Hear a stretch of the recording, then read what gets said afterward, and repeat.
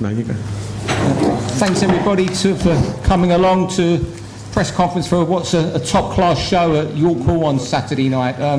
If anyone follows the Frank Warren social team this week, they've asked the question, is this the best Frank Warren show ever at the spiritual home of British boxing? I think, you go a long way to beat it. I think 2002, Johnny Tapia boxed there. That was a magnificent event. And was it about 8 years ago, Liam Walsh had that great fight with Paul Appleby. But it's a fantastic night of boxing across the board on Saturday. After BT show this card that begins at 8 o'clock on BT Sport 1, it switches to Las Vegas for the heavyweight fight with Tyson Fury. So if you're not going to York Hall, just watch 8-9 hours of boxing at home and you'll never get bored. As I say, the 4 TV fights at York Hall, I think 99 or 100 wins between these fellas and only 4 losses. That in itself says a lot for the matchmaking of Jason, and I think Francis has helped him put this card together. Real top class card. Top of the bill is Sonny Edwards, vacant IBF and WBO Intercontinental Flyweight titles. He fights Hugo Guarneros. In what is a fight where world rankings will be at stake, and one nobody will want to miss. So I'll ask Francis Warren first. Is this the best Frank Warren Queensberry promotion show ever at York Hall? Thanks, Steve. Well, I always class the one you just mentioned as the most entertaining one. Was the Walsh Appleby show. It was the same sort of time of year. It was actually the first Queensberry show. I think it might have been the first Box Nation event as well. It was, we had far too many people in York Hall than we should have done. It was baking hot, and the 2 guys on that night put on a fantastic fight that, I think won Fight of the Year that year at the Board Awards. So since then, I don't think there's been a better show at York Hall until this weekend. You've got 4 50-50 fights on TV. Well, maybe not Stanley's one, but I think the other 3 are 50-50 fights, and what makes Sonny's fight so enthralling is what he's potentially got on the horizon for him after this one, and also the fact that he's dropping down to flyweight to show us all what you can do at a smaller weight. It's a great card. You've got some fantastic fighters on the undercard. Harvey Horn, Keeman Agyarko in 8-rounders. Good to see Umar Sadiq back in there again. Trying to get some recognition back after his fight with Zach Chelly. So, I think to answer your question, Steve, in a very long-winded way, it's a great show, great card, and probably one of the best, if not the best show that we've put on at York Hall. I've seen you, a lot of arena shows you've been putting on lately, but it shows that box is very much in your blood, isn't it? But going back to York Hall, it's very important to make sure that you call them small hall shows, and I think it does a disrespect to York Hall. I think York Hall is it's not a small hall; it's a cauldron, and I think it generates an atmosphere like no other event can do. When you've got sort of 1,200-1,500 people in and around you. But I'm sure the fighters will tell you better than I can that when you do fight at York Hall, the fans are on top of you, the noise is on top of you. It's a passionate, partisan crowd that you can't beat. You sold it pretty well. Are there any tickets left, Francis? None. So you can only watch it on BT Sport if you haven't got a ticket. None at all? None. All gone. So if I went on to Ticketmaster, they wouldn't give me We don't do ticket. secondary markets, Steve, so it's all done. All done. Well, that tells you enough you need to know about this card. And there's 2 magnificent light heavyweight fights. The first televised fight is between Dex Spellman, the English light heavyweight champion, who's right on the right wing there, and he faces Shakon Pitters, who's about 6'6". First defence of Dex English light heavyweight title. So we start with asking the champion a question. It's been a hard 18 months for you, Dex, since the Scott Westgarth tragedy. How have you got to this stage and got that out of your mind to fight and give you all in the ring and win a title? Yeah, I think it's what happened in that fight. I've had the family backing me, but that's behind me now. It's got to the back of my head, and I've shown since that fight. I've come back. I've won the English. I did the Ultimate Boxing. That got my name out there. But we won the English, and we're here today. And what was it like that night beating Kirk Garvey, especially as some of Scott's family, I believe, were ringside supporting you? Yeah, we had Adam, Scott's brother, and he come in, at the end when we got the belt. It was a great night, but that's behind me now, and we're down to business now. And what does it say about you also that you're willing to take on Shakon, who beat you, albeit in a 3-round tournament, in your very first defence? Yeah, it's a fight I wanted, and I think it's a fight he deserves. And when we were trying to chase that English, I'm glad, so he's quite grateful that I've given the opportunity, and I think it's a fight. I think it's a great fight, and I want to be in big fights, so we're here. Bit refreshing for a boxer to say I've given someone what they deserve. It's only right. And what was it like for you finding Scunthorpe for that Kirk Garvey fight? Yeah, it was electric. There's a few videos flying about. It was absolutely electric, and to win in my hometown as well. It's great, and it's coming to a platform like this. And looking forward to another electric atmosphere on BT Sport this weekend. Yeah, hopefully, yeah. Thanks a lot. Cheers. Shakon, for the moment you signed for this fight, you said the ultimate boxer win over Deck counts for nothing. But can you take anything from that fight at all? I mean, we shared the ring for 3 rounds. It was a brief thing. Obviously, the actual event and everything was different. Of course, now Deck's going to be fresher, I'm going to be fresher. It's longer rounds. So for me, that's behind me. I believe it's been almost a year now since that happened. So as a fighter myself, I'm always improving. And I'd look at it just to think the same, that I'm sure he feels that he's improving as well. And your thoughts on Deck as a boxer and fighter? Brilliant person, inside and out the ring. I've got nothing bad to say about him and his team. Carl Greaves, obviously very respectful in boxing. I'm grateful for the opportunity, because I do believe it's something where they could have, for a first defence, he could have chose someone else to have an easier defence or so on. But I'm grateful for the opportunity. Like I said, it shows the tenacity of him and his team. They're willing to, try and attempt to put things straight themselves there, and it's going to be a brilliant fight for myself, Deck, and obviously the fans. You stepped down from cruiserweight before the Ultimate Boxer, but you still haven't done 12 stone 7, haven't been over 6 rounds. What's it been like making the weight, especially when you're 6'6"? You're huge for the weight.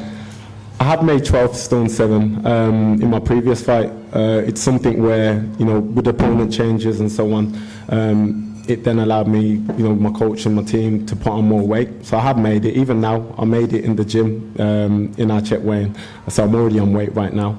So if you want to, any cheeseburgers, then I can eat that right now. I looked at your previous weight. Was it one of those where the 200-pound cruiserweights were just a little bit too big for you? No, well, we just assessed everything. We just, we found the weight that we were stronger at. I believe since I've come down from light heavyweight, I've knocked down and knocked out every opponent. And I've proven that just in the Ultimate Boxing, in my fights when I have fought, even at light heavy. And I just feel that I bring my power down from cruiserweight, so it's something where I'm more effective being 6'6" and also carrying my power down. So, I'm very dangerous at that weight. And your prediction for Saturday? Definitely going to get a win, whether it's 10 rounds or less, I don't know, but I'll get the win. Thanks very much. Our second light heavyweight fight is a British title eliminator for the championship held by Joshua Buatsi. The winner is Spellman, and Pitter might even fancy defending against the winner if there's no British title fight straight away. Between Zach Chelly, who's on my right here, who's moving up from super middleweight, and Cody Davis, who's 9-0. Zach, we'll start with you. It's only your 8th fight, but you don't turn anybody down. You've already beaten Omar Sadiq, Jimmy Smith. You're a young man to be taking these sort of fights. Yeah, I believe I'm ready for the fight, and if I'm ready for the fight, I'm training hard. I go for the fight. I believe if I can win, I know I can win, so that's why I'm going for it. And you're moving up to light heavyweight. Will that be your weight now? Yeah, I believe so. I'm growing into it. I'm only 21, so filling out, and I feel more stronger and fit at this weight, so that's the way I'm going to be. So if you're growing into what you're going to be looking like in 2-3 years? You never know. How does Cody compare to Umar and Jimmy? Of course, Cody, he's got the GP pedigree. He's a southpaw, unlike the other two. But that's all I can say. Until you find out on the night? I mean, that's what I've seen. The only thing is different is that he's got the GB pedigree and he's a southpaw. That's it. You finished university now and graduated? 1 more year left. So luckily I've had a 2-month training camp without uni disturbing me. And I'll be after this fight and go back to uni. What, straight there on Monday? not the money. Got 2 weeks to find accommodation, and I'm back there. Can't you live with your dad anymore? Has he thrown you out? No, it's in Surrey, so I got to travel. So Oh. I might as well stay at uni campus. And your prediction for this weekend? A spectacular win for Zach Chelly. So that's going to be inside the distance, is it? You never know. Cody, Zach obviously confident. How are you for this weekend? Yeah, good. Firstly, I want to thank God. I believe without God, none of this would be possible for me. Secondly, I'm happy that he's confident. A good, confident fighter is going to bring out the best in me. And yeah, I'm looking forward to Saturday night. You had a good performance last time against Harry Matthews in Leeds, won that comfortably. I think you floored him late in the fight. How much better is Zach, though, than that sort of level? Yeah, obviously, this is a step up for me, obviously. I'm relishing the challenge. I believe that all my previous fights I've won on autopilot.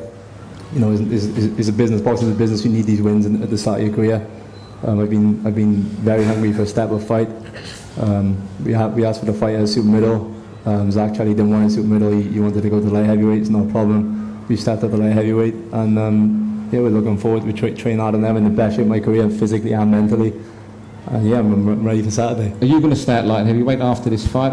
We will see what the future holds. I mean, there's some good options there for the winner of this fight. You know, Anthony Yard's coming back. You know, Lyndon Arthur's fighting for the Commonwealth title.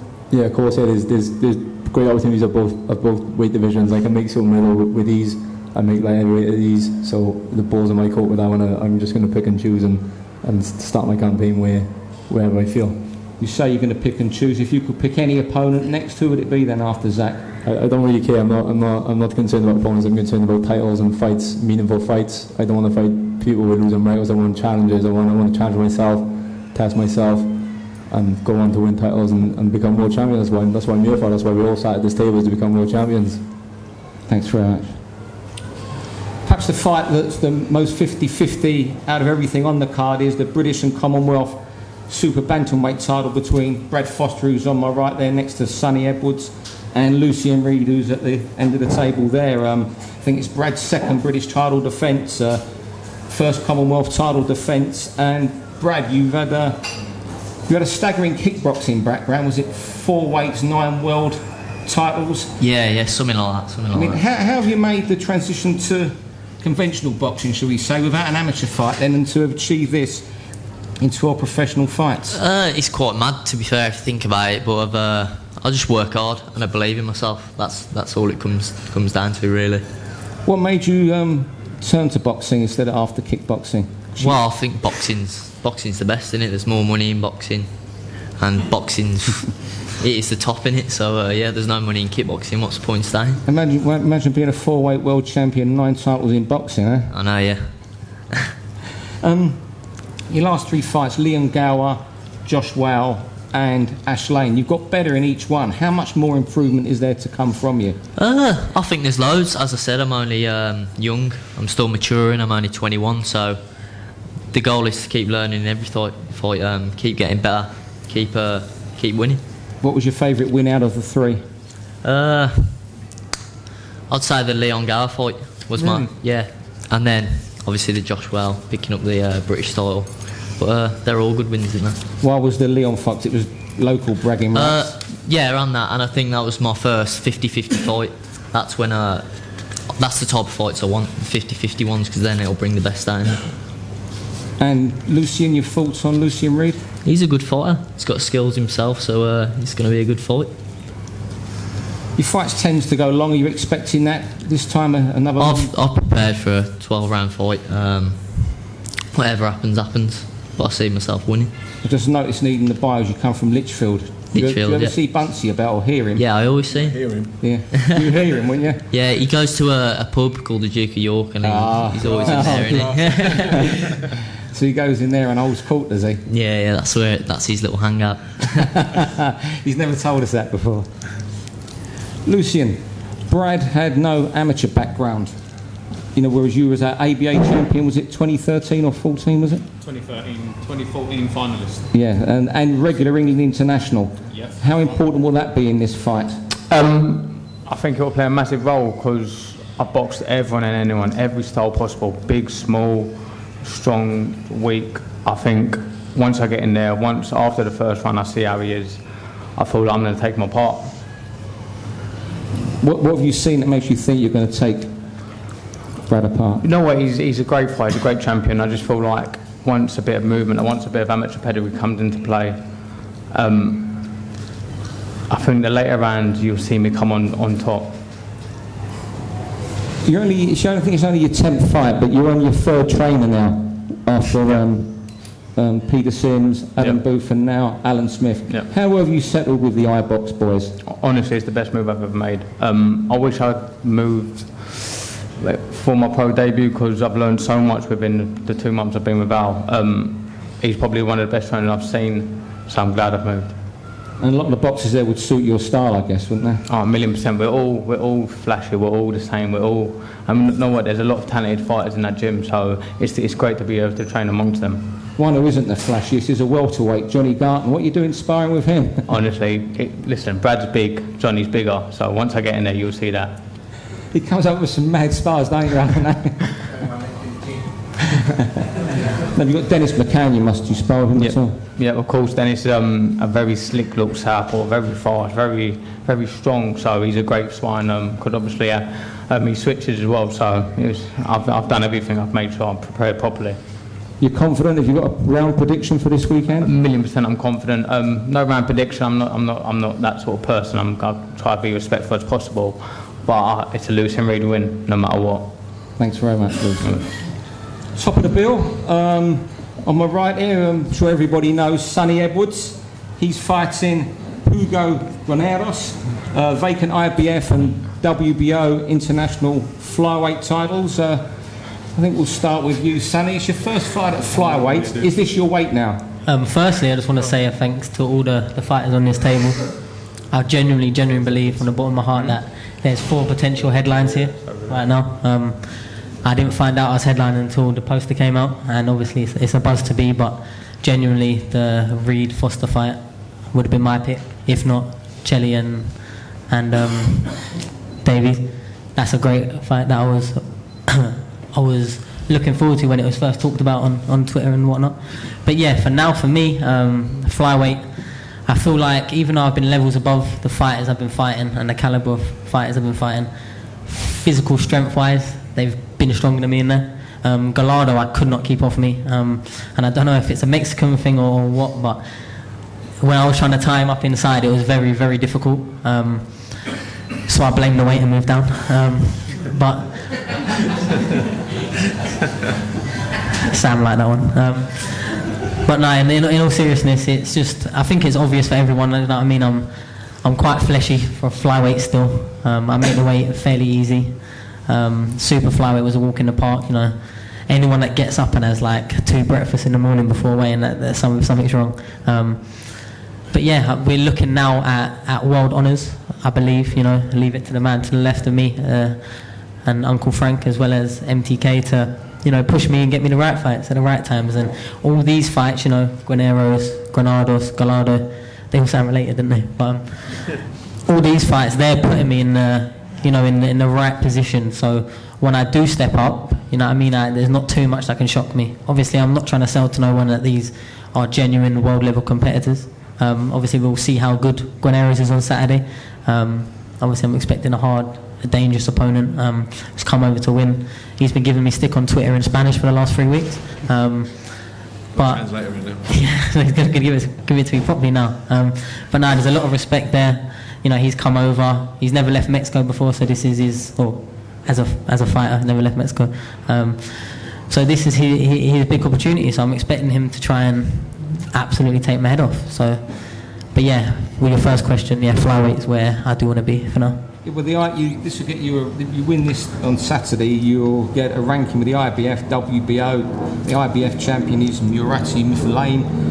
WBO title holder is Tanaka, the Japanese boxer. Who would you prefer out of the 2, and what do you think of those both? Well, I do genuinely believe that Tanaka is arguably one of the best at the weight now. Murati's had a very, very good career. You know, he hasn't been beaten in 10 years. He's beaten the likes of Casemiro, Tete in back-to-back fights, stopped them both. So, but he's, I think, 36, 37, he's getting on. So really, probably Murati's the one that people want to get hold of at this moment. So obviously if I get a good IBF ranking, that might push me closer. But a lot of people don't know this. Me and Maruti are actually friends. Really?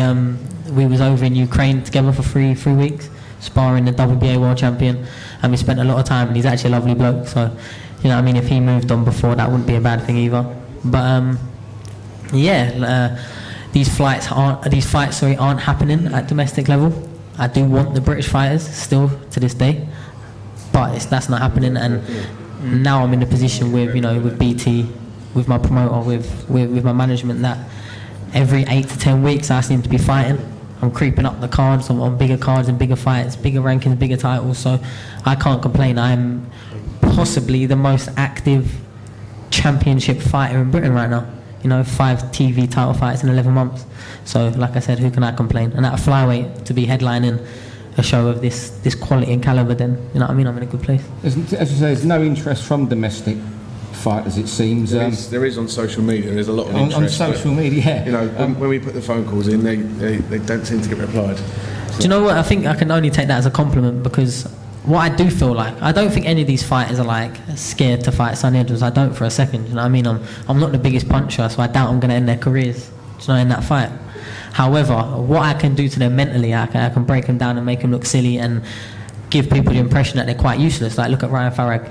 Look what I've done to him. He's fought a 6-rounder in the last 12 months. So I think they just don't want to go down that route. But it's a compliment that they're waiting for me to get to world level before they start putting their hand up. Because that means they must think I'm a world level fighter at the end of the day.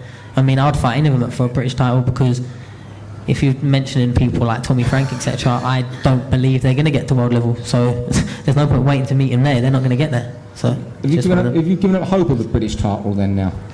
No, I think, do you know what I mean? I'm only 23. I've got a long career ahead of me.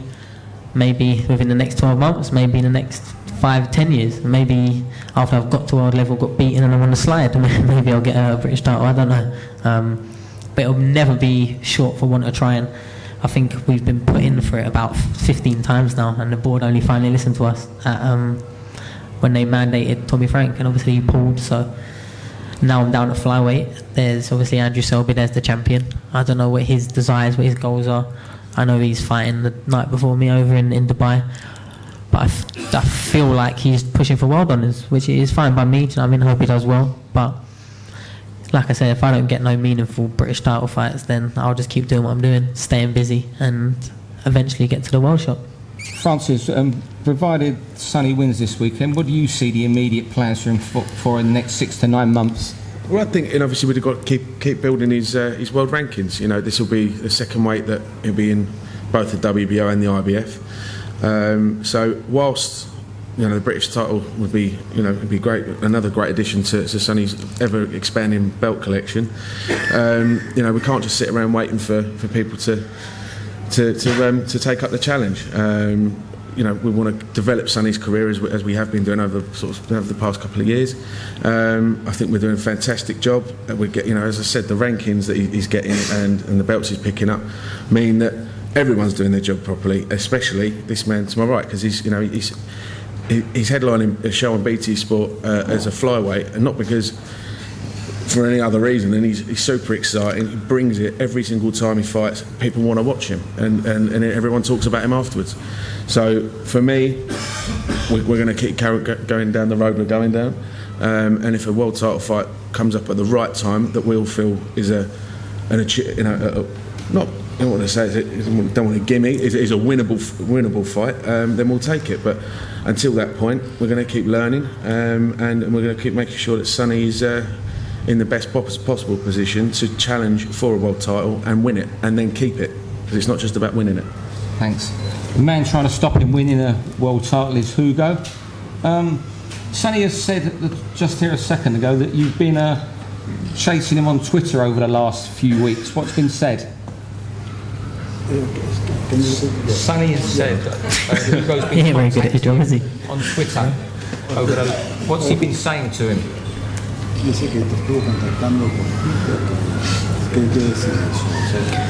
Ok, primero que nada, muy buenas tardes.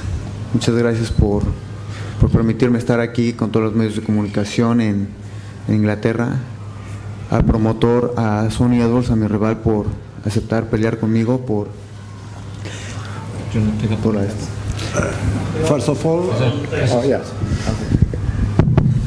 First of all, thank you very much to everybody to be here, to the media, and for the invitation of the organization for this international title. Y bueno, yo he visto en Twitter que sus jabs de Sonny Edwards van dirigidos a mí. Y yo le quiero contestar algo. Ya lo dijo. Ahora veamos de qué lado se inclina la balanza. Él dice que se ha enfrentado a... He said that he read the Twitter of Sonny Edwards and now he is going to answer personally. Bueno, aquí no vamos a adelantarnos, como él dice, que quiere enfrentarse y derrotar a los que siguen y a los que siguen. Él habló de los mexicanos, que ya sí es un nombre. Sí tiene nombre, pero no has enfrentado a cualquier mexicano. Yo quiero que te prepares para Hugo Guarneros, el sábado 14. Hugo says, okay, he's speaking about the future, he's speaking about another Mexican, but really he must prepare for Saturday night to be in front of Hugo the Killer Guarnero. Esta pelea va a ser muy emocionante, una pelea donde nos esperan muchas cosas, no voy a descartar absolutamente nada. Vengo bien preparado. Sonny, no te has enfrentado a cualquier mexicano. Yo, el 14 de septiembre, sábado por la noche, Hugo Guarneros lo vas a estar escuchando. Me gusta mucho quitar invictos. Te encargo. Hugo said that Saturday night Sonny Edwards will hear Hugo, and one of the specialists of Hugo is to win to the person that never defeat a match. So the 12-0 of Sonny Edwards will change Saturday night. Sonny, you got anything to say? A confident opponent here. Oh, third time lucky for the Mexicans, I guess.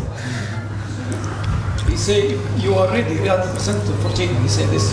Yeah, I'm ready. I mean, I haven't been training for the last 14 years, the last 8 weeks. You know, to let anyone come and beat me, and I respect that he's got a bit of fire in his belly. I think it got lost in translation a bit, you know, the sort of passion in his voice, but he seems like he's up for it. I've watched clips and he's a dangerous fighter, so I know I'm getting him with.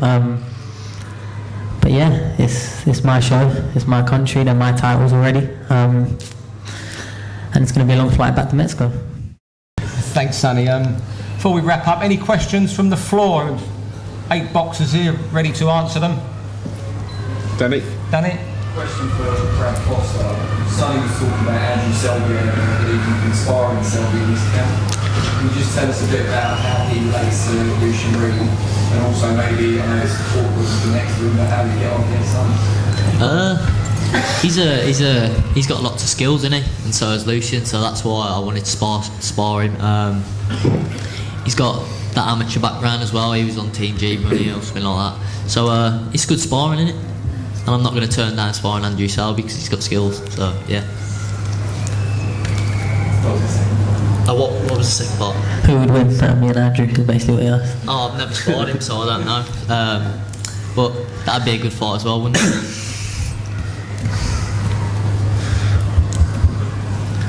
Any more questions? Any more? Daniel Rush.